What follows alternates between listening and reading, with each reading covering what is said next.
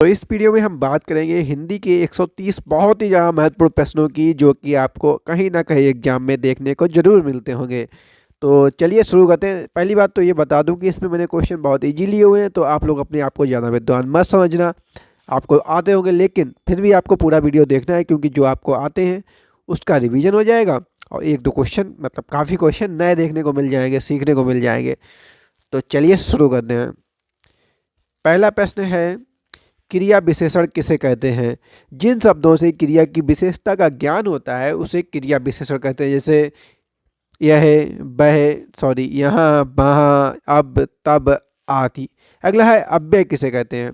अगला प्रश्न है, अव्यय किसे कहते हैं? जिन शब्दों में लिंग, वचन, पुरुष, कारक आदि के कारण कोई परिवर्तन नहीं होता है उन्हें हम अव्यय बोलते हैं। अव्यय के मुख्यतः भेद की बात करें तो वो चार होते हैं, मुख्यतः चार भेद होते हैं: क्रिया विशेषण, संबंध बोधक, समुच्चय बोधक और विस्मयादि बोधक। निपात वो एक और होता है। चलिए अगला बात करेंगे, हिंदी में वचन कितने होते हैं? तो हिंदी में दो वचन होते हैं। पहला होता है एक वचन, दूसरा होता है बहुवचन। अगला है, वर्ण किसे कहते हैं? तो वह मूल ध्वनि जिसका विभाजन नहीं हो सकता है उसे हम वर्ण कहते हैं। जैसे हो गया का, पा, मा, या। ओके, वर्णमाला किसे कहते हैं? क्वेश्चन बनता है, वर्णों के व्यवस्थित समूह को क्या कहते हैं? तो उसे हम वर्णमाला कहते हैं। तो वर्णों के क्रमबद्ध समूह को ही हम वर्णमाला कहते हैं। अगला प्रश्न है जो हमारा है, शब्द किसे कहते हैं? तो दो या दो से अधिक वर्णों के मेल से कोई निश्चित अर्थ निकलता हो तो उसे हम शब्द कहते हैं। अगला प्रश्न है, वाक्य किसे कहते हैं? तो दो या दो से अधिक शब्दों के सार्थक समूह को हम वाक्य कहते हैं। सार्थक का मतलब ऐसा है कि शब्दों को हम जोड़ रहे हैं तो उसका कोई सेंस निकलना चाहिए, नहीं कोई सेंस नहीं निकल रहा फिर भी हम आप कह रहे हैं वाक्य है। हाँ, गलत वाक्य हो जाएगा वो। ओके, अगला प्रश्न जो है, ये जो इजी आपके एग्जाम होते हैं उनमें पूछा जाता है और सभी को हमें पता है कि आप लोगों को आता ही होगी कि मूल स्वरों की संख्या कितनी होती है? तो वो 11 होती है, हमेशा ही पूछा जाता है। वही बात करें मूल व्यंजन की, तो मूल व्यंजन की संख्या होती है 33, मतलब 33। काफ़ी स्पीड है ना, कोई बात नहीं। अगला है, छा ध्वनि किसके अंतर्गत आती है? तो ये संयुक्त वर्ण के अंतर्गत आती है और ये किसके मेल से बनती है? का प्लस सा के मेल से बनती है। इसको हम, ठीक है, इससे बनेगी, संयुक्त इसका है। उसके में त्रा की बात करें तो ये ता और रा के मेल से बनता है। ये आप देख सकते हैं यहाँ पर लिखा हुआ है। टा का अगर हम स्थान की बात करें, उच्चारण स्थान, तो वो मूर्धा होता है। मूर्धा क्या होता है? मुख के जो अंदर जो ऊपर का भाग होता है ना, उसे मूर्धा बोलते हैं। ओके, चलिए अगला है फा। तो फा का उच्चारण स्थान क्या होगा? तो इसका होता है दंतोष्ठाय। दंतोष्ठाय का मतलब दांत और ओंठ की दोनों की सहायता से जो बोला जाता है उसे हम बोलते हैं दंतोष्ठाय। ओके, अगला है सा और सहा। तो ये ऊष्म व्यंजन बहुत ज़्यादा पूछा जाता है। ऊष्म व्यंजन किसे कहते हैं आप पूछ लिया जाएगा, ये ऑप्शन दिया होगा तो आपको पूरा कॉन्सेप्ट ही समझ लेना है कि ये सारे ऊष्म व्यंजन के अंतर्गत आते हैं। ठीक है, अब पूछ लिया जाए कितने होते हैं? तो 4 होते हैं, इससे ज़्यादा नहीं होते हैं। ओके, अगला है यार अलावा ये किस प्रकार के व्यंजन? तो ये अंतास्त व्यंजन है। तो ये भी पूछ सकता है अंतास्त व्यंजन कितने होते हैं या अंतास्त व्यंजन कौन कौन से होते हैं? तो ये आपको पता होना चाहिए कि अंतास्त व्यंजन के अंतर्गत यार अलावा आते हैं। ओके, स्पीड ज़्यादा तेज लग रही है तो कमेंट कर दो, अगले वीडियो में स्लो कर देंगे। और सही लग रही हो तो कमेंट कर दो, मतलब कमेंट हमें बहुत जरूरी लगती है। अगर आप वीडियो देखते हैं, कमेंट करते हैं तो दिल से खुशी मिलती है। तो भाई कमेंट तो बनता है, एक कमेंट कर देना, लाइक भी कर देना, बस लाइक से ज़्यादा कमेंट अच्छा लगता है। ओके, उसके बाद बात कर रहे हैं स्पर्श व्यंजन। तो का से लेके माँ तक के सारे व्यंजन स्पर्श व्यंजन के अंतर्गत आते हैं और इनकी टोटल संख्या होती है 25। पूछ सकता है कि स्पर्श व्यंजन की टोटल संख्या कितनी होती है? 25। और का से शुरू होते हैं और माँ पे खत्म होते हैं। ओके, चलिए अब बात करें घोष का अर्थ। इतनी तेज बोल रहे हैं कि आवाज़ ही बदल गई। तो घोष का जो अर्थ होता है वो नाद होता है। अगला है, जिन ध्वनियों के उच्चारण, हाँ एक कोई बहुत खास बात आपको बता दें वीडियो के बीच में, जो मेरा प्रोनाउंसिएशन है वो काफ़ी अच्छा नहीं है, तो थोड़ा बहुत भाई इधर उधर हो सकता है, थोड़ा मैनेज कर लेना। बाकी कॉन्सेप्ट समझ में आना चाहिए, क्यों, सही कह रहे हैं ना? ओके, अगला है, जिन ध्वनियों के उच्चारण में श्वास जो होती है वो जिह्वा मतलब जीभ के दोनों तरफ से बाहर निकलती है उन्हें हम पार्श्विक कहते हैं। ओके, याद रखना है, इंपॉर्टेंट है। अगला है, बड़ा आ विभ्रत के अंतर्गत आ जाएगा। अगला है, पार्श्व स्वर, तो इसमें ई हो जाएगा आपका। उसके बाद में अग्र स्वर की बात करें तो ये हमारा ए हो जाएगा। उसके बाद में श्रा ये होता है सा और रा के मेल से बनता है, ये आपको नीचे लिखा हुआ दिख भी रहा होगा, है ना, ऐसे बनता है। अगला प्रश्न जो है डा और ढा, ये मूर्धन और उच्चैः वर्ण के अंतर्गत आती है। ओके, अगला प्रश्न है ओम। ये मैं इसी के चक्कर से आगे भागा हूँ कि हाँ ओम आपको समझा सकूँ। ये प्लुत के अंतर्गत आता है। प्लुत के अंतर्गत, प्लुत स्वर के अंतर्गत वो स्वर आते हैं जिन जो लंबे खिंचते हुए चले जाते हैं। अगर हम बोले राम तो रा, उसके बाद में इस तरह से, उसके बाद में माँ तो राम ओम, ये लंबे खींचे हुए चले जाते हैं, इनको हम प्लुत बोलते हैं। प्लुत स्वर पढ़ा होगा तो आपको उदाहरण में यही चीज़ें दी गई होंगी।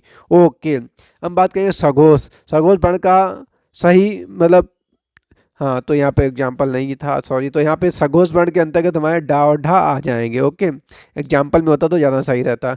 अगला है भ्राता का भाववाचक शब्द। भाववाचक मतलब जिससे उस चीज़ की भाव भाव कर रहा है। जैसे ईमानदार है, ईमानदार एक शब्द है ना, और इसकी अगर हम बात करें, इसका ईमानदार शब्द को हमें भाव में बदलना है तो ईमानदारी हो जाएगा। वैसे ही भ्राता का अगर हम भाववाचक शब्द बताएं तो भ्रातत्व तो हो जाएगा। ओके, बात समझ में आ गई होगी हमारी।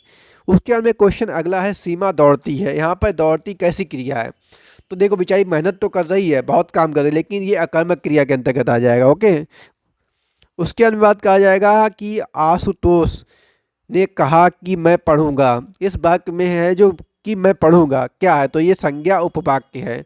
ओके, अगला चलते हैं सोना चांदी। जितने भी लिक्विड होते हैं, धातुएं होती हैं, यह द्रव्यवाचक संज्ञा के अंतर्गत आती हैं। आपको ध्यान रखना चाहिए, सोना चांदी लोहा प्लास्टिक, है ना, ये सारे पानी घी तेल, ये सारे आपके द्रव्यवाचक संज्ञा के अंतर्गत आ जाएंगे। अगला है कृपाण का विलोम क्या हो जाएगा? तो वो हो जाएगा दानी। ओके, अगला है अनुराग का जो विलोम हो जाएगा वो हो जाएगा विराग। भोगी, योगी जी का क्या हो जाएगा? विलोम की बात कर रहे हैं, पर्यायवाची में समझ लेना। योगी जी का हो जाएगा भोगी, मतलब योगी जी नहीं, योगी का हो जाएगा भोगी। उसके बाद में हो जाएगा कीर्ति। कीर्ति का विलोम शब्द हो जाएगा हमारा अपकीर्ति। स्थूल का हो जाएगा सूक्ष्म। शीश का हो जाएगा तल। ये आपको याद है, सारे विलोम शब्द ही नहीं, यहाँ पे थोड़े से हैं। उसके बाद में शोषक का हो जाएगा शोषित। मृदु को हो जाएगा कटु। उसके बाद में कलुष का हो जाएगा निष्कलुष। निर्दय का हो जाएगा सदय। उसके बाद में यहाँ पर दो एक साथ आ गए हैं। उसके बाद उज्ज्वल की बात करें तो देखो उज्ज्वल में क्या होता है, एग्जाम में क्या पूछ लेता है कि उज्ज्वल कैसे लिखा होना चाहिए। वहाँ पे आपको ऐसे लिख के देते हैं कि उज्ज्वल, है ना। ये वाला सही नहीं होता है, यहाँ पे डबल जा ही बनता है। तो ये वाला आप जहाँ तक यही होता है कि लोग इसी पे टिक मार के चले आते हैं, लेकिन ऐसे नहीं लिखना है। लिखना कैसे है? उज्ज्वल। ओके, इस तरह से ये वाला सही होता है। ये तो यहाँ पे मैं आपको सही शब्द बता रहा हूँ, ये भी क्वेश्चन पेपर में आता है, लेकिन इसका यहाँ पे संधि विच्छेद पूछा गया तो यहाँ पे उत प्लस जल हो जाएगा, ता का हमारा जा में कन्वर्ट हो जाता है। उसके अंदर अगला है बहिष्कार का संधि विच्छेद। तो बहिष्कार का जो संधि विच्छेद होगा वो होगा बहि प्लस कार। यहाँ पे जो संधि है वो विसर्ग संधि है, तो संधियाँ भी याद कर लो। विसर्ग संधि बहुत ज़्यादा पूछी जाती है, लेकिन बहुत सी ट्रिक हैं। ट्रिक मैं किसी दिन आपको बता दूंगा, अगर आप वीडियो में अच्छे से कमेंट करेंगे तो फिर समझ सकते हो। तो कमेंट करते रहो यार, तुम लोग कमेंट नहीं करते हो। और मैं बताऊं, ये मेरा डैड चैनल है, इस पर मैं वीडियो अपलोड करूंगा तो मेरे लाइक आइक आने वाले नहीं है, फिर भी मैं इस पर अपलोड किए दे रहा हूँ। ओके, अगला प्रश्न है हमारा चयन में कौन सी संधि है? तो इसमें अयादि संधि है। चयन में अयादि संधि है। उसके बाद में अन्वय, अन्वय में कौन सी संधि है? तो इसमें गुण संधि है। संधियाँ भी पढ़ाएंगे। देखिए ये तरीका सही नहीं, जिन लोगों ने अभी तक पढ़ा नहीं, डायरेक्ट इस वीडियो पे आ गए तो वो गलत तरीके से पढ़ रहे हैं। पहले आपको बेसिक पढ़ना है, उसके बाद में इस तरह की वीडियो देखनी है। ओके, 100 प्रश्न, 200 प्रश्न, 1000 प्रश्न वाले, अभी बहुत जल्दी 1000 प्रश्न का एक साथ में वीडियो लाऊंगा। अगला है सच्चिदानंद का संधि विच्छेद। तो सत्य प्लस चित्त प्लस आनंद होगा। काफ़ी इंपॉर्टेंट क्वेश्चन है एग्जाम की दृष्टि से। अगला है उन्नति का संधि विच्छेद। तो उत प्लस नति होगा, बिना देखे बता देता हूँ, उत प्लस नति। ओके, तो ऐसे लिखा जाता है। उन्नति का संधि विच्छेद होता है, तो इसका संधि होगा तो उन्नति हो जाएगा ये। अगला है निर्धन का में कौन सी संधि है? तो इसमें नी प्लस धन हो जाएगा, विसर्ग संधि। इसको ऐसे करके तोड़ेंगे, नी और धन। ओके, तो यहाँ विसर्ग संधि होगी। अगला है सूर्योदय का संयुक्त शब्द क्या होगा? तो सूर्य, हाँ सूर्योदय। देखिए यहाँ पे संधि विच्छेद दिया गया है, ये देखिए यहाँ पे संधि विच्छेद दिया गया, इसका संधि करके लिख दिया गया। अब आते हैं अच्छे वाले क्वेश्चन। अगला है किस युग को आधुनिक हिंदी कविता का सिंह द्वार कहा जाता है? काफ़ी बार पूछा गया है। तो भारतीय युग को हिंदी कविता का सिंह द्वार कहा जाता है। अगला है द्विवेदी युग के प्रवर्तक कौन थे? तो महावीर प्रसाद द्विवेदी द्विवेदी युग के प्रवर्तक थे। अगला है, हिंदी का पहला सामाजिक उपन्यास कौन सा माना जाता है? यहाँ पे सामाजिक उपन्यास की बात हो रही है, उपन्यास में समझ लेना। हाँ, नीचे कमेंट जरूर कर देना कि हिंदी का पहला उपन्यास कौन सा था। हमें पता है कि सभी बच्चों को पता होगा, तो नीचे कमेंट कर देना। सामाजिक उपन्यास हमारा था भाग्यवती, और उपन्यास नीचे कमेंट करना है। अगला है, सन 1950 से पहले हिंदी कविता किस कविता के रूप में जानी जाती थी? तो 1950 से पहले इसे प्रयोगवादी कविता के रूप में जानते थे। स्पीड तेज लग रही हो तो नीचे कमेंट कर देना। कमेंट बहुत करो, कमेंट करते रहो। ब्रज भाषा का सर्वोत्तम कवि, तो ब्रज भाषा के सर्वोत्तम कवि सूरदास से। सूरदास ने बाल लीलाओं का बहुत अच्छे से वर्णन किया। सूरदास जी बचपन से देख नहीं सकते थे। ओके, आदिकाल के बाद हिंदी में किस साहित्य का उदय हुआ? तो आदिकाल के बाद में भक्ति साहित्य का उदय हुआ था। अगला है, निर्गुण भक्ति काव्य का प्रमुख कवि जो थे वो कबीरदास से। निर्गुण भक्ति काव्य के पूछा जाता है तो वो जाएंगे कबीरदास। किस काल को स्वर्ण युग को स्वर्ण काल कहा जाता है? तो भक्ति काल को स्वर्ण काल कहा जाता है, हिंदी का स्वर्ण काल। खांसी आ गई। हिंदी का आदि कवि किसे कहा जाता है? बहुत ज़्यादा इंपॉर्टेंट क्वेश्चन है, बहुत ज़्यादा। हिंदी का आदि कवि स्वयंभू को कहा जाता है, बहुत ज़्यादा इंपॉर्टेंट क्वेश्चन है। रट लो, लिख लो, नोट कर लो, नोट डाउन कर लो। अगला है, आधुनिक काल। अगला है, आधुनिक काल का समय कब से कब तक माना जाता है? तो आधुनिक काल का समय जो है सन 1900 से अब तक माना जाता है, अभी तक जो चल रहा है। आज की जो डेट क्या है, आज क्या है? 19/1/2022। हाँ, ये सब हमारा आधुनिक काल ही चल रहा है। जयशंकर प्रसाद की सर्वप्रथम रचना कौन सी है? सॉरी, सर्वश्रेष्ठ रचना कौन सी है? तो वो उनकी है कामायनी। कामायनी बहुत पूछी जाती है, किसकी रचना है? ये बहुत ज़्यादा पूछा जाता है कामायनी किसकी रचना है, तो आपको याद होनी चाहिए। उसके अंत में है, बिहारी ने क्या लिखे? तो बिहारी जी ने दोहे लिखे थे। बिहारी जी ने दोहे लिखे थे। अगला है, कबीर किसके शिष्य थे? तो कबीर जो थे वो रामानंद के शिष्य थे। कबीर किसके शिष्य थे? रामानंद के। ओके, उसके अंत में था, पदावत महाकाव्य किस भाषा में लिखा गया? तो ये अवधी भाषा में लिखा गया। उसके बाद चंपू पूछा जाता है। चंपू किसे कहा जाता है? बहुत पूछा जाता है, मैं ऐसे ही नहीं बोल रहा हूँ। चंपू किसे कहा जाता है? तो गद्य और पद्य की जो मिश्रित रचनाएं होती हैं उन्हें हम चंपू कहते हैं। गद्य में क्या होता है? मात्राओं और लय लय ताल का कुछ वो नहीं होता है, उसे हम गद्य कहते हैं। जिसमें सब कुछ होता है उसे पद्य कहते हैं। ओके, कलाधर उपनाम से कविता कौन से कवि ने लिखते हैं? तो कलाधर उपनाम से कविता लिखते हैं जयशंकर प्रसाद। कलाधर उपनाम से जयशंकर प्रसाद। रस निधि किस कवि का उपनाम है? तो पृथ्वी सिंह का उपनाम रस कवि है। अगला है, प्रेमचंद के अधूरे उपन्यास का नाम, बहुत ज़्यादा इंपॉर्टेंट है। प्रेमचंद के अधूरे उपन्यास का नाम मंगलसूत्र है। अगला प्रश्न है, हिंदी का सर्वाधिक नाटककार कौन है? हिंदी का सर्वाधिक नाटककार कौन है? तो जयशंकर प्रसाद। अगला प्रश्न है अगला प्रश्न है, तुलसीकृत रामचरितमानस में कौन सी भाषा का प्रयोग किया गया है? तो तुलसीकृत रामचरितमानस में अवधी भाषा का प्रयोग किया गया है।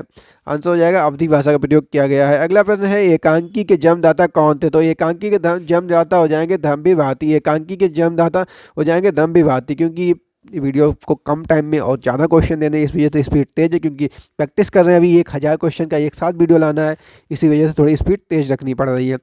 और हाँ, मैं इसमें जो बीच बीच में जो बोल रहा हूँ ना, बहुत कम बोल रहा हूँ, कि जो आपका टॉपिक है ना उसी पे चल रहा हूँ। थोड़ा बहुत बीच में बोल देते हैं, जिससे आपका जो एकदम फोकस बना हुआ है ना थोड़ा सा हट जाए। ओके, मीराबाई ने किस भाव से कृष्ण की उपासना की? मीराबाई ने किस भाव से कृष्ण की उपासना की? तो माधुर्य भाव से। अगला है, रामचरितमानस का प्रधान रस कौन सा है? तो रामचरितमानस का प्रधान रस है शांत रस। अगला है, सबसे पहले अपनी आत्मकथा हिंदी में किसने लिखी? तो सबसे पहले अपनी आत्मकथा हिंदी में डॉक्टर राजेंद्र प्रसाद जी ने लिखी। अगला है, हिंदी कविता का पहला महाकाव्य कौन सा है? हिंदी कविता का प्रथम महाकाव्य है पृथ्वीराज रासो। पृथ्वीराज रासो हिंदी कविता का प्रथम महाकाव्य है। देखिए, मैं क्वेश्चन पढ़ता नहीं हूँ, अपन मतलब आंसर देखता नहीं हूँ, पहले ही आंसर दे देता हूँ। तो कभी कभी पृथ्वीराज रासो की जगह पे हमारा परीक्षा गुरु निकल रहा था। ओके, कोई बात नहीं, तो ज़्यादा वो मत लेना कि मैं पूरा देख रहा हूँ कि नहीं नहीं नहीं। हिंदी की सर्वप्रथम प्रकाशित पत्र का नाम? तो सर्वप्रथम प्रकाशित पत्र है मातन उद्दंड मातंड। बहुत ज़्यादा इंपॉर्टेंट क्वेश्चन है, बहुत ज़्यादा इंपॉर्टेंट क्वेश्चन है। अगला है, हिंदी साहित्य की प्रथम कहानी कौन सी है? तो हिंदी साहित्य की प्रथम कहानी है इंदुमती। हिंदी साहित्य की प्रथम कहानी कौन सी है? इंदुमती। अगला है, आंचलिक रचनाएं किससे संबंधित होती हैं? तो ये होती हैं क्षेत्र विशेष से, ऐसे पूछता है कि क्षेत्र विशेष से संबंधित रचनाओं को क्या कहते हैं। ओके, ऐसे करके क्वेश्चन आता है। अगला, पृथ्वीराज रासो किस काल की रचना है? तो पृथ्वीराज रासो जो है वो आदिकाल की रचना है। पृथ्वीराज रासो किस काल की रचना है? आदिकाल की रचना है। ओके। अगला है, हिंदी गद्य का जन्मदाता किसे माना जाता है? तो भारतेंद्र हरिश्चंद्र जी को हिंदी गद्य का जन्मदाता माना जाता है। किसको? भारतेंद्र हरिश्चंद्र जी को। अगला है, कवि कालिदास की अभिज्ञान शकुंतलम का हिंदी अनुवाद किसने किया था? तो इसका हिंदी अनुवाद किया था राणा लक्ष्मण सिंह ने। राजा लक्ष्मण सिंह ने। ओके। अगला है, पद्य साहित्य को कितने भागों में बांटा गया है? तो पद्य साहित्य को 15 भागों में बांटा गया है। पद्य साहित्य को 15 भागों में बांटा गया है। अगला है, कवि नरेंद्र शर्मा ने राष्ट्रपिता महात्मा गांधी के निधन से प्रभावित होकर कौन सी रचना लिखी? तो इन्होंने लिखी थी रक्त चंदन की रचना। मुझे एक बीच में लगता है थोड़ा सा ब्रेक लेना पड़ेगा।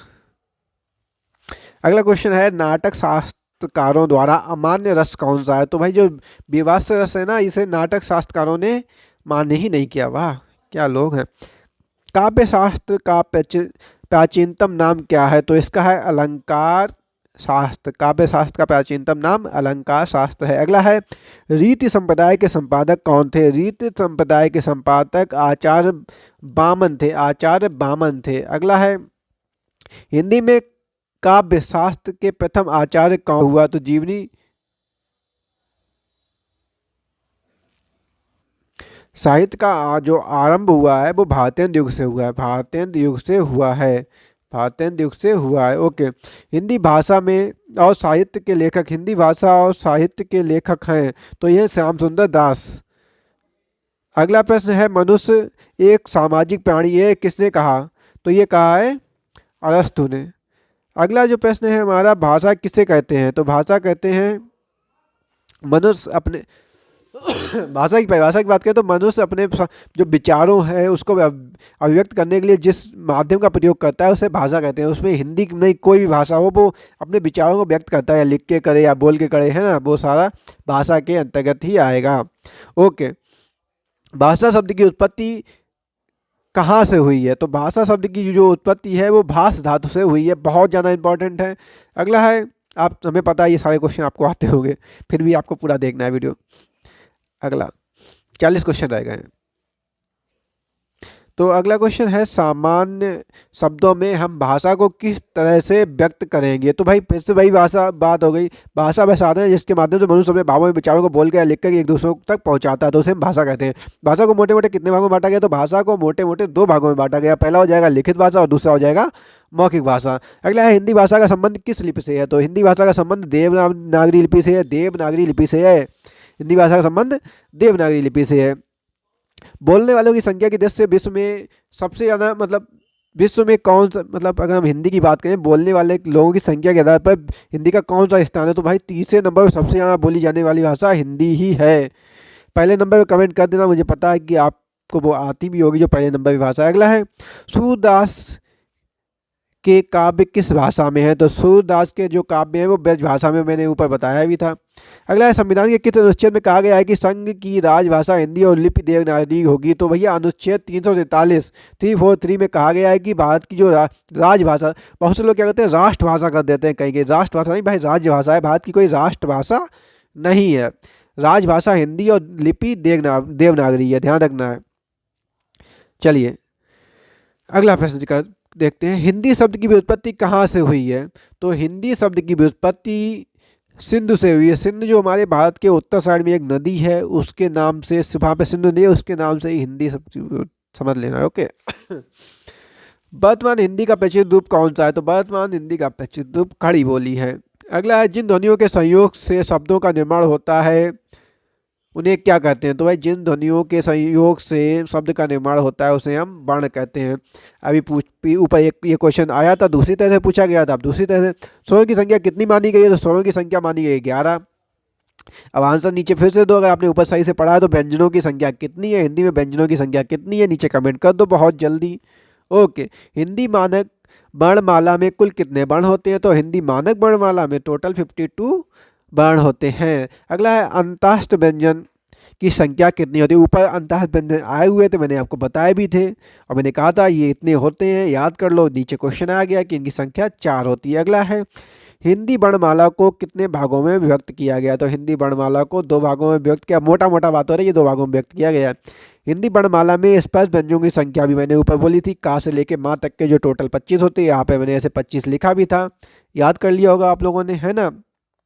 चलिए, मात्रा के आधार पर हिंदी स्वरों को 2 भाग कौन कौन से हैं। तो भैया मात्रा के आधार पर हिंदी के एक तो हास्य स्वर और दीर्घ स्वर, बहुत आसान है, इसको मैंने एक वीडियो में पढ़ाया है, स्वर वाला वीडियो आप देख लेना। अगला है छा। देखिए फिर से आ जाता है एक ही, मतलब जो भी मैं बताता हूँ वो आ जाता है। अब यहाँ पे पूछा गया छा जो है, एक मैंने ऊपर बताया था, वहाँ पे पूछा गया था कि ये किस तरह का वर्ण है ना। अब मैंने यहाँ पे बताया था आपको, का और शा के संयोग से बना हुआ है ना। तो ये आपका फिर से आ गया। ओके चलिए, अगला हिंदी में व्यंजनों की संख्या, सेम क्वेश्चन दोहरा रहे हैं ना, इंपॉर्टेंट क्वेश्चन में यही होता है, इंपॉर्टेंट क्वेश्चन लगता है इन्होंने खत्म कर दिए। कोई दिक्कत नहीं, मैं पूरे 1000 क्वेश्चन आपके लिए लाऊंगा, या एक वीडियो अलग से लाऊंगा जिसमें 1000 क्वेश्चन और होंगे। ओके, तो व्यंजनों की संख्या यहाँ पर कितनी हो जाएगी हमारी 33। हिंदी वर्णमाला में व्यंजनों की संख्या 33, स्वरों की संख्या 11 है। सूरदास का काव्य किस भाषा में है, ऊपर आया होता। सूरदास का काव्य जो है वो ब्रज भाषा में, मैंने बताया भी था। हिंदी साहित्य सम्मेलन प्रयाग की स्थापना कब हुई। तो हिंदी साहित्य सम्मेलन प्रयाग की स्थापना 1910 में हुई। संविधान की 8वीं अनुसूची में उल्लेखित भारतीय भाषाओं की संख्या कितनी है। तो संविधान में कितनी है, अब इस टाइम पे जो भाषाएं हैं भारतीय संविधान में वो है 22। नीचे कमेंट करना है कि पहले कितनी थी, जिन लोगों को पता है नीचे कमेंट अभी कर दो, अभी करो करो करो करो। पहले कितनी थी भारतीय संविधान में भाषाएं, और डोंगरी वोंगरी ये जोड़ी गई तो कौन कौन सी जोड़ेंगी, जो ये कमेंट कर देगा ये भाषाएं जोड़ेंगे तो भाई वो तो भाई सुपर जीनियस, उसे हम बोल देंगे। अगला क्वेश्चन है हिंदी के विशिष्ट बोली ब्रज भाषा किस रूप में सबसे अधिक प्रचलित है। तो ये काव्य भाषा के रूप में ब्रज भाषा सबसे ज़्यादा प्रचलित है। देवनागरी लिपि किस लिपि से विकसित हुई। तो ये बहुत इंपॉर्टेंट क्वेश्चन है। देवनागरी लिपि ब्राह्मी लिपि से विकसित हुई, ये बहुत ज़्यादा इंपॉर्टेंट क्वेश्चन है। अगला है रामायण तथा महाभारत आदि ग्रंथ कौन सी भाषा में लिखे हुए हैं। तो भाई रामायण तथा महाभारत पता है आर्य भाषा में लिखे हुए हैं। ओके, कोई पूछे तो बता देना, आर्य भाषा। ओके, विद्यापति की प्रसिद्ध रचना पदावली किस भाषा में लिखी गई है। तो भाई ये लिखी गई है मैथिली भाषा में। ओके, भारत की हिंदी संवैधानिक स्वरूप, भारत में हिंदी का संवैधानिक स्वरूप कौन सा है, राजभाषा। क्या है, राजभाषा।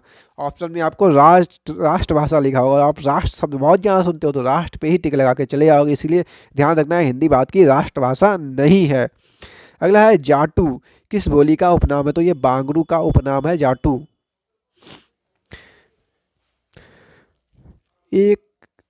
एक मनई के द्वि बिटवे रहीन, यह अवतरण हिंदी की किस बोली के अंतर्गत आता है। तो ये भैया हमारा जो आएगा वो हो जाएगा भोजपुरी के अंतर्गत, भोजपुरी बोली के अंतर्गत आ जाएगा। भोजपुरी के एक बहुत ही ज़्यादा प्रसिद्ध हमारे नेताजी भी हैं, क्या नाम है उनका, पिंकिया के पापा, हाँ उन गाना लिखते हैं। ओके, नाम नहीं मुझे सच में नहीं याद है। हिंदी का पहला नाटक कौन सा है। तो हिंदी का पहला जो नाटक है वो है नहुस। अगला है कबीरदास की भाषा कौन सी थी। तो कबीरदास की भाषा थी सदुक्कड़ी। अगला है कलम का जादूगर, बहुत ज़्यादा इंपॉर्टेंट है, राम वैश्य बेनीपुरी जी को कलम का जादूगर कहा जाता है। क्वेश्चन ये है कि कलम का जादूगर किसे कहा जाता है। तो इसे बोला जाता है राम वैश्य बेनीपुरी जी को। अगला क्वेश्चन है प्रगतिवादी उपयोगितावाद का दूसरा नाम है। प्रगतिवाद उपयोगितावाद का दूसरा नाम है, ये कथन किसका है। तो ये कथन है रामविलास शर्मा जी का। देखिए ये जो वीडियो है वो हमारे छोटे कलाकार हैं, मतलब छोटे बच्चे जिनको मैं पढ़ा रहा हूँ उनके लिए नहीं है, ये थोड़ा बड़े बच्चों के लिए। तो भाई मैंने शुरू में बताना भूल गया कि मुझे किस लोगों के लिए वीडियो बना रहा हूँ। ओके, तो भाई जो भाई छोटी सेना है वो ध्यान रहे, ये आपके लिए नहीं है, पढ़ लोगे कोई टेंशन नहीं है, लेकिन थोड़ा मैं उस हिसाब से पढ़ा रहा हूँ, बड़े बच्चों के हिसाब से। ओके, अगला है रामचरितमानस में कुल कितने कांड है। तो रामचरितमानस में कुल 7 कांड हैं। बालकों आपका भी एक कांड है, वैसे कांड तो बहुत कर रहे हो आजकल। अगला है हिंदी साहित्य के इतिहास के रचयिता कौन है। तो हिंदी साहित्य के इतिहास के रचयिता हैं आचार्य रामचंद्र शुक्ल जी। अगला है गीत गोविंद किस भाषा में है। तो गीत गोविंद जो है वो संस्कृत भाषा में है। अगला जो प्रश्न है हमारा, लोकनायक किसको कहा जाता है? तो लोकनायक कहा जाता है तुलसीदास जी को। अगला है इंद्रापति किसे कहा जाता है? तो इसे विष्णु जी को कहा जाता है इंद्रापति। अगला है पंचतंत्र जो तंत्र है वो क्या है? वो एक कहानी संग्रह है। उम्मीद करते हैं वीडियो पसंद आया होगा। कब पसंद आया तो आपको पता है क्या करना है। हाँ, कर सकते हो, कोई दिक्कत नहीं है, पैसे नहीं करेंगे आपके। अगर करोगे तो लाइक कमेंट तो कर ही देना, अगर आपको सपोर्ट कर दो यार। मिलते हैं अगले वीडियो में। पूरे 1000 का बता देना किस तरह के क्वेश्चन चाहिए, थोड़ा डिफिकल्ट चाहिए, थोड़ा इजी चाहिए, डिटेल में चाहिए, या शॉर्ट में चाहिए, स्पीड में चाहिए, स्लो में चाहिए, सारा बता देना। उसी हिसाब से मतलब सब आपके हिसाब से चलेगा। मिलते हैं अगले वीडियो में। Bye bye.